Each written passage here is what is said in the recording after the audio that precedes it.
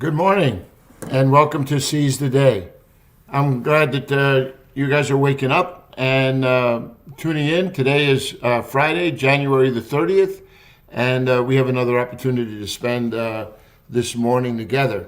I trust that you guys had a good weekend, that you got a lot done, and ready to begin another week. We had a couple of baby dedications in church on Sunday. That was a lot of fun. Little Lucy Noel, and just a cute little blondie, and another little boy named Brandon Scott. So we're really excited about just seeing all these young people coming to church on the weekends. We've been in a study through the book of Matthew, and we haven't been taking this opportunity to take a look at, in particular, from chapter 16 now following through to the end of chapter 18, a passage in Matthew where he's beginning to develop more and more of these ideas of what it really means to really listen, to come alongside of Jesus and find ourselves, learning more and more about who he is and this work that he is, establishing. So I want to take you to this passage here that's found in Matthew chapter 17 and verses 20 through 27. So Matthew chapter 17, 22 through 27. And as we do that, we'll get this opportunity to once again kind of go over this question, because this whole thing is about really listening.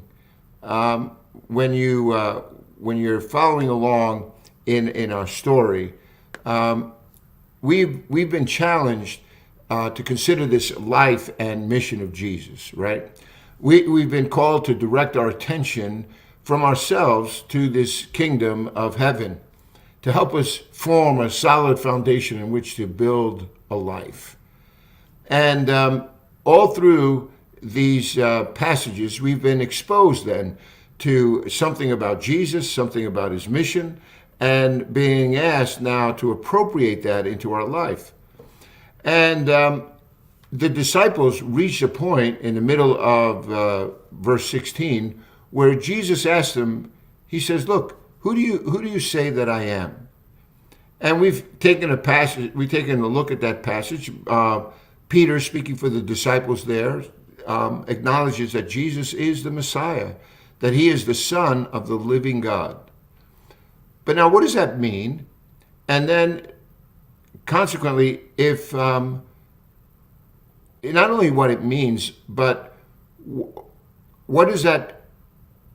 How is that going to be reflected in the way in which we're living our life? Because you can understand something intellectually, right? But is that going to be enough to then motivate you in terms of your own will, your own choices? As we saw, Jesus is beginning to press this issue with his disciples. So following that declaration, right, Jesus then turns, the screws of discipleship, to make them a little bit more secure. And he begins to talk to them about his need to go to Jerusalem, about what awaits him when he gets there. And he says that he's going to suffer many things at the hands of the elders, the chief priests, and the teachers of the law. He says that he's going to be killed, and that he will be raised to life on the third day. Now, they're not, at this juncture, Peter extends this rebuke, right, to Jesus. And Jesus corrects him. He tells him that, Peter, your mind is on the things of men, not on the things of God. And from there, we're taken to this high atop a mountain where Jesus, Peter, James, and John, the four of them are on this mountain, and there Jesus is transfigured before them. He stands in the presence of Elijah and Moses, and they're all, conversing about what is going to happen in Jerusalem. When we went over that passage together, I talked about here's a great passage to look at and see how God views reality. Because here you have Moses and Elijah, who were from the past, speaking to Jesus in the present about the events that are going to transpire in the future. And all of it is open before the mind of God. Now, in that setting, we understand that the glory of God came on that mountain, and it says that God the Father spoke from that mountain, and he told the disciples, he said, "This is my Son whom I love. With him I am well pleased." And then he added, "Listen to him." This is the second time that God the Father begins to affirm who Jesus is and the work that Jesus is going to accomplish. And then they come down off of that mountain. And if you've been studying along, last week we looked at their inability to heal a son, even though they've been given all this authority by Jesus to go out and heal and to cast out evil spirits. They were being called now to engage in this spiritual warfare of which Jesus now has been leading this cause. But they were unable to do that. And Jesus says it was because they really weren't listening. They hadn't begun to plug into all of what God had for them. And so consequently, we come to this story now. The disciples, they have all gathered together. And if you turn in your Bibles now to Matthew 17, verse 22 to 23, I'd just like to take you through this passage again today. It says, "When they came together in Galilee, he said to them, 'The Son of Man is going to be betrayed into the hands of men. They will kill him, and on the third day he will be raised to life.'" Now, when you read that text, boy, that Jesus had just said that, just a short while earlier. This is the second time that we're going to read that Jesus is once again giving his disciples a heads up about what is going to happen when he goes to Jerusalem. Only what's interesting in this text is that Jesus rephrases it just a bit, and he says, the Son of Man, previously he said, the Son of Man is going to suffer many things at the hands of the elders, the chief priests, and the teachers of the law. Now he just simply says, the Son of Man is going to be betrayed into the hands of men. And it's an interesting thing about this word betrayal, because this word betrayal is going to be used throughout the rest of Matthew only in reference to the betrayal of Judas Iscariot. So you wonder if here they're giving you a little hint about how all of this is going to come about. Yes, Jesus will be betrayed. He will suffer at the hands of the elders, chief priests, teachers of the law, and he will be killed. And he will be raised to life in 3 days.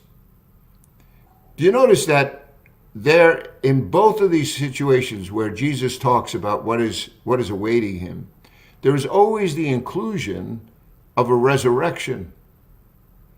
It's part of this work that's going to take place when Jesus is in Jerusalem. But do you notice what everybody, focuses on is always on the bad news, right? It's on the betrayal. It's on the being killed part. And they never get to the other side of this where he says he's going to be raised to death, raised to life. And the prediction of his rejection, suffering, and death so dominates their thinking that they couldn't see beyond the death to the vindication and the glory that's going to come as a result of that death. I wonder if they how they heard those words. I'm not here to pick on those disciples, because think about it. You and I, we read the story, but we read the story with the end in mind. We read the story, and hear about Jesus actually appearing to not only to the apostles, but we're told in the scriptures that he appeared to great crowds, and it was a truth that wound up transforming these apostles' lives. When they saw Jesus, risen from the dead, it was a game changer. Thomas who was so resistant, when he meets Jesus, it's a game changer. And Jesus would say to him, he says, blessed are your eyes, for they see, but blessed are those whose eyes do not see and yet still believe. And he's speaking about all of us. The testimony of these men. Now, by faith, we enter into this same walk of faith. It demonstrates that we are really listening to the leading of the Spirit of God that now, dwells within us. So, in this text, though, these disciples, they're just beginning to really come to this understanding. So what do they think about this being raised to life? Obviously, they haven't really talked about it. They've seen demonstrations of that, right? A few of those disciples, Peter in particular, was there when Jesus raised Jairus' daughter from the dead. They were privy to see what he did with the centurion's servant. But again, it was, for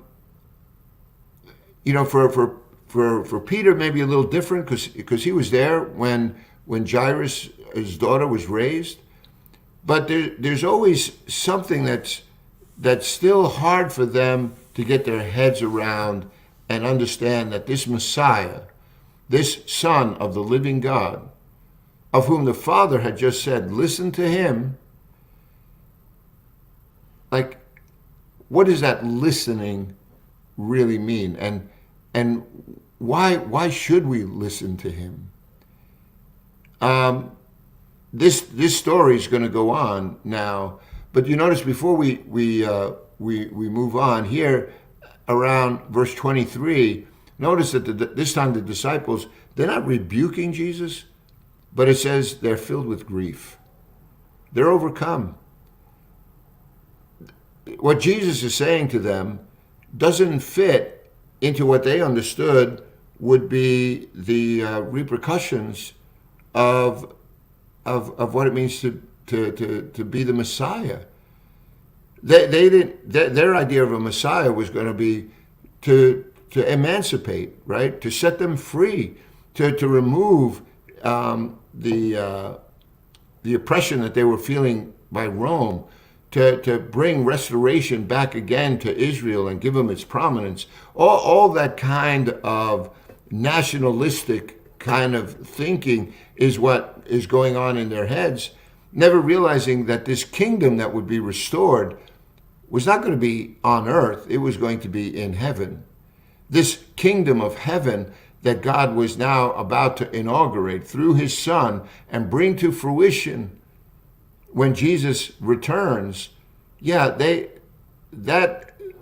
is way beyond their understanding right now.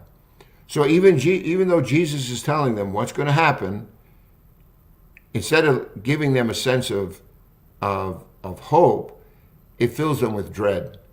All they hear is that he's going to be killed. And they don't realize that cross is going to open the door to the kingdom of heaven, because through that cross, the sins of men are going to be atoned for.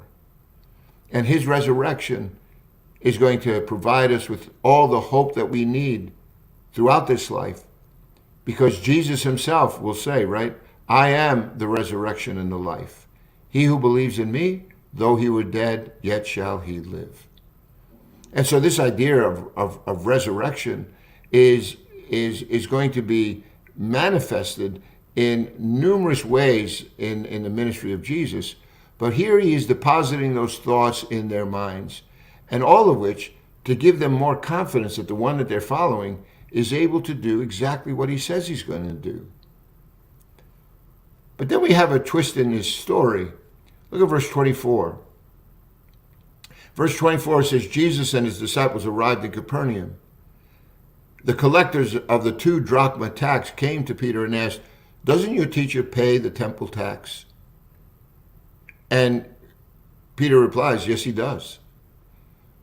I want you to really, exercise some listening now regarding what's going on here in this text. And some of this is, it may seem like, why would this even be in the Bible? Like, honestly, you read, is it really that important for us to read about some tax that's being paid and whether or not Jesus pays it? It's one of those passages that sometimes when you're just reading your Bible, you just read it really quickly and you just pass on, and you're thinking, okay, well, where's all the comfort part? Where's all the inspiration part? But I hope that by the time we finish this passage, that you will gain a deeper understanding and realize what's really going on in this brief, very brief little conversation. Because let me begin this way. Remember, Jesus says he's going to go to Jerusalem, right? So what's in Jerusalem? Jerusalem is this capital city, right? Jerusalem is where the temple is. And what is that temple? Well, the temple was a place where people gathered together at prescribed times and in ceremonies that God had laid out through Moses, right? When he gave them the law about this whole sacrificial system, about how they were to approach God, how they could know God, how could they experience forgiveness. It was a way to provide people with the ability to receive atonement for sins forgiven, and to get right with neighbor. It was all about community building, right? So this temple was at the centerpiece of all of Israel's life. It governed their certainly their religious and ceremonial life, civil life, politically. All of this is now centered in this temple. And who is there? You got the elders, right? You got the Sanhedrin, that was this political body of 70 members of the Sanhedrin that were comprised of chief priests and Sadducees, Pharisees, some wealthy elders.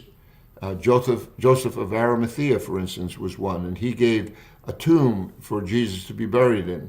Nicodemus, who was a Pharisee, right? So you have this prestigious group, the elites, right? The leaders of Israel. They're all a part of this whole temple establishment.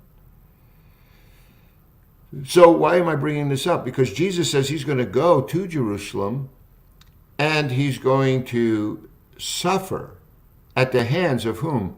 The elders, the chief priests, the teachers of the law. So Jerusalem now, housing this temple, is also housing this very group that Jesus is saying they're going to be in contention with one another. Now, we have seen that contention building, haven't we? Could I take you back to a passage in Matthew chapter 12, and here this is a story, right, that we read, and I'll put it up on the screen so you guys would have it. In Matthew chapter 12, you read this story of the leadership of Israel now coming, right? So I'll put this, there we go. Matthew chapter 12. So in this passage, it says at that time, the disciples were going through, the grain fields on a Sabbath day. The Sabbath, was considered a day of rest.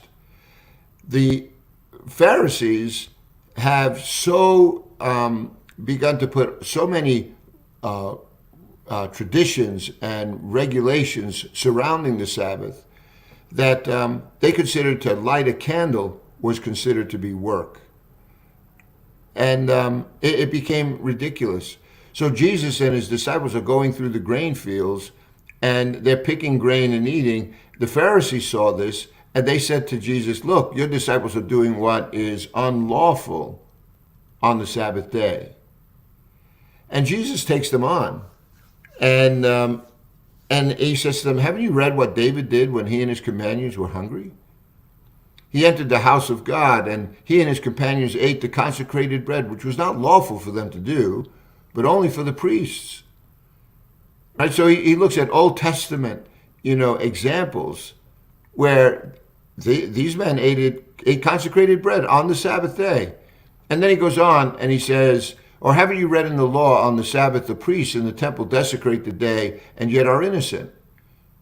Well, they desecrate the day by doing work, but they're assigned work within the temple. So it was okay, right? So they're working, but they're working, to fulfill God's wills and purposes for the temple. So what Jesus is doing is just saying, look, you guys are making up all these rules, but they've been broken, or they have not taken the importance that you are giving them. You're stretching them way beyond even what God meant when he said, remember the Sabbath and keep it holy. Your definition of keeping it holy now has become so onerous to everyone trying to find this, to trying to keep this commandment. And then notice what Jesus says. He says, I tell you that one greater than the temple is here. And if you had known what these words mean, I desire mercy, not sacrifice, you would not have condemned the innocent. For the Son of Man is the Lord of the Sabbath. So here's Jesus speaking to these Pharisees, right? These religious leaders who are condemning him for not keeping the Sabbath in the way they think it should be kept. And then Jesus responds with multiple examples and then tells them not only is he Lord of the Sabbath, but that he is greater than the temple. And so from going on to that place, it says Jesus goes to another synagogue. And there again, he heals a man on the Sabbath day, which in their interpretation was work. And Jesus says, listen, if any of you has a sheep and it falls into a pit on the Sabbath, will you not take hold of it and lift it out? So how much more valuable is a man than a sheep? Therefore, it is lawful to do good on the Sabbath. You see what I mean? Like these Pharisees, they were so about their law keeping that they forgot the intent of the law. The intent of the Sabbath was for us to once again reflect upon God's blessings, right? And our responsibility before God. It was a day in the course of a week to just recalibrate, right? To get a spiritual alignment again. And they've turned it into more work. So if you had they're saying Jesus couldn't heal someone because it was the Sabbath day. That made the law more important than the healing of this man, right? And Jesus is saying, this is ridiculous. If you had a sheep in a pen, in a pit, you'd pull it out.